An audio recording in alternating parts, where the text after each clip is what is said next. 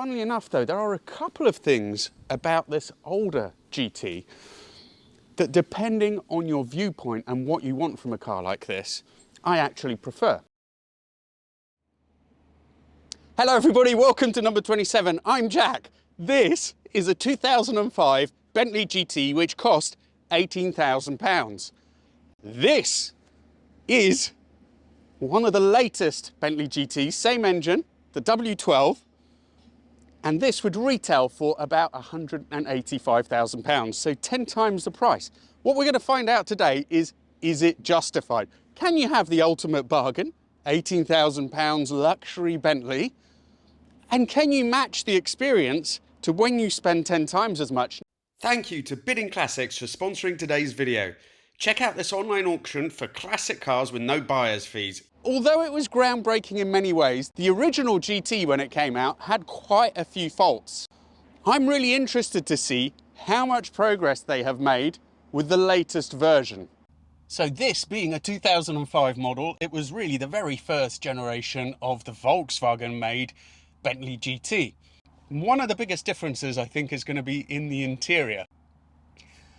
Now with this car, with my own car, I think that the interior really does have some charm. It is let down by some quite obvious VW detailing, which is less than ideal. For example, the surround of the gear stick looks a little bit cheap.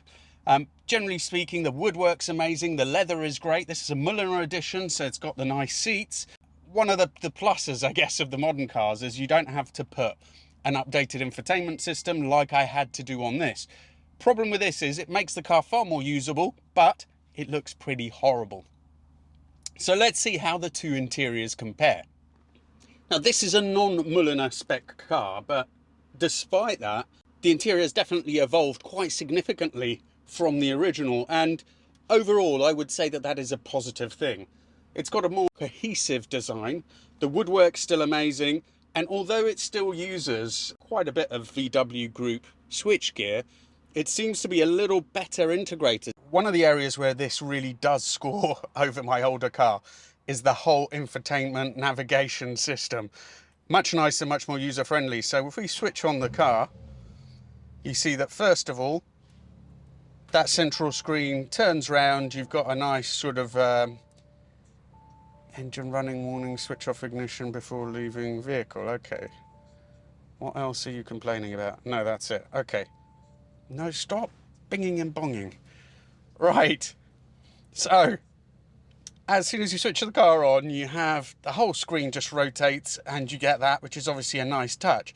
You can also configure the screens in front of you so that you get, instead of rev counter, you get the status, the trip view.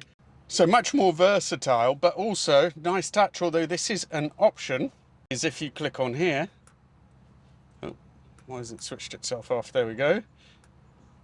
There we are. That is actually quite nice, and I have to say it does elevate the interior to a little bit of a different level, and very nice. Thankfully they have retained these sort of push-pull organ switches for the vents, which I know maybe it's just a small thing, but it's definitely, I don't know, it's something that has to be in a Bentley, really. Okay, so we've established the interior is definitely a marked improvement. There's only one area, perhaps on my car, which has that old sort of wing-shaped sort of side on the passenger side, on the driver's side. That harks back a little bit more to the traditional Bentleys, and I would miss that slightly. But that aside, all the sort of the switchgear is much better integrated. Things don't jump out as they do on mine. Obviously that's an Audi derived part, maybe the little buttons on the steering wheel, but that's about it. So the interior, a marked improvement. Let's get it started. And I'm really glad that it still sounds really nice and meaty. It's got a deep throaty sound. So it's one of the things that I like about my own car, is that the engine isn't too muted. And I was worried that on these more modern ones, they would have sort of dialed back on that, but it doesn't look like they have. So a big thanks to Bentley High Wycombe, who are supplying this car, but also who are doing a service and checking out a couple of the issues on my own Bentley. So we thought, while I brought my car for them to check out, to do the service on, it would be fun to have this comparison. Now, immediately, there's a few little things. First of all, this rotary switch here goes between standard, which is the Bentley setting, to comfort, to sport. It's nice and simple. If you want to, you can configure it all separately. I'm not a huge fan of all those millions of settings, frankly, but it's now in comfort, and immediately the biggest difference between this and my car becomes apparent, and that is that this rides an awful lot better. One of the biggest criticisms of the early GTs was that the ride was a little bit subpar. And we know why they did that. They were aiming for a different audience. They wanted younger people, they wanted someone who wanted a sportier car, and indeed the GT vastly outhandled anything that Bentley had produced before. But the downside wasn't really quite as refined as you expected in some circumstances. That also applies to the NVH, to the noise levels. There's quite a lot of tyre roar in that car, and the wind noise, although not too bad, definitely much improved in this on both levels. So, I mean, you would expect after this time of development, and this is also pretty much an all-new model as well on a different chassis, that it would be a lot better, and trust me, it definitely is. So hopefully we're going to come up to an open bit of road and I can push a little bit and we can feel if the engine feels markedly different from before. I'll put it in sport, which quite frankly anyway, it does firm things up, but it's still far from unpleasant really. I think sport does get a little bit more weight on the steering, suspension firms up, a little bit more throttle response. This particular car doesn't have a sports exhaust, so it doesn't make a huge difference to the way it sounds.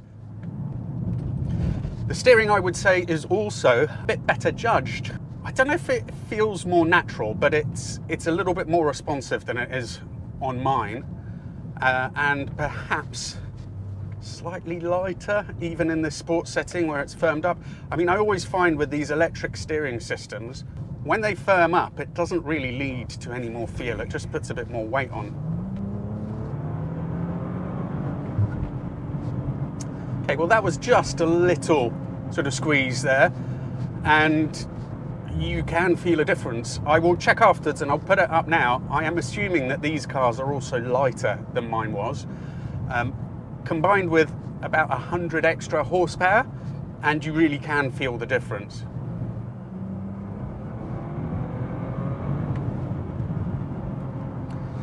So I'm not sure what they've done to the engine, but appears to be smoother at the top end. So just got it there past 5, at which point mine definitely develops a little bit of a gravelly, well, gravelly is unfair, but a little bit of a rougher feel, and this has been smoothed out. So something else which I've sort of picked up on is, although this is a far superior gearbox in terms of the speed of gear changes, you can actually use the paddles, whereas on my car, I think it's practically pointless to use the paddles. On this you can. You've obviously got many more gears, which will also help with the performance, with the economy. In a way I can't quite put my finger on. In my older car, maybe because it's a torque converter gearbox, it just has a slightly different feel, which, I don't know, in a way perhaps suits the older Rolls Bentley type cars. The other big thing about the older GTs is that they are absolute fuel monsters. And I'm happy to see that they have made remarkable progress with this. So just on this little short bit of road that I've been driving down, it's averaging about 25 miles to the gallon.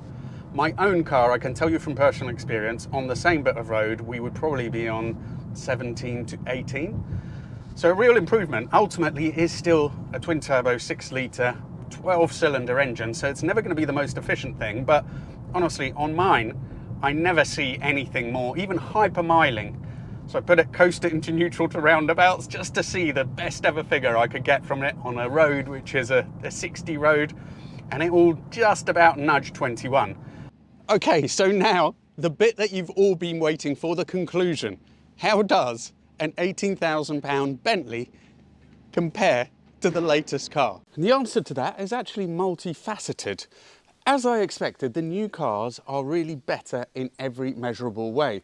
And I think one of the things I was most impressed about is that it has managed to build on what this does so much better than the original Bentleys, and that is in terms of the handling, all that side of things. They are really quite rewarding cars to drive for a big vehicle, GT vehicle of that kind. Where this falls down for me in a major way is in the way it rides and in the tyre or NVH sort of levels.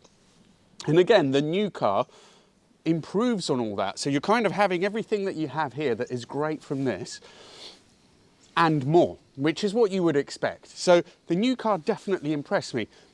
Funnily enough though, there are a couple of things about this older GT that, depending on your viewpoint and what you want from a car like this, I actually prefer.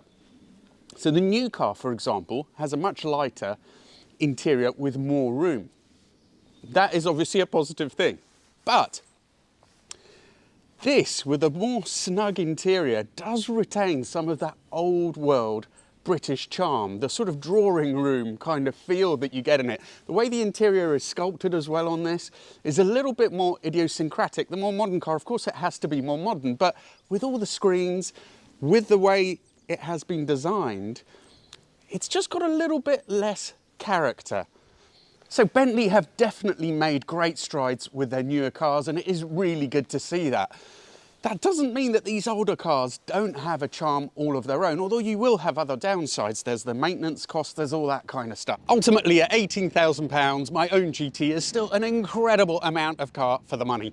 If I could get it to ride like this, I would be absolutely delighted, and it would complete the package. Of course, it's never going to quite compare to this, but in a way, apart from the ride, it feels a little bit more like one of the older cars. So although this interior is much more modern, I do quite like the oldie feel of my car as well. If you do want to see a more in-depth review of how the 2005 car actually rides and drives, then please have a look at this video, which I released a couple of weeks ago. Thank you all so much for watching. Really look forward to seeing you for the next one.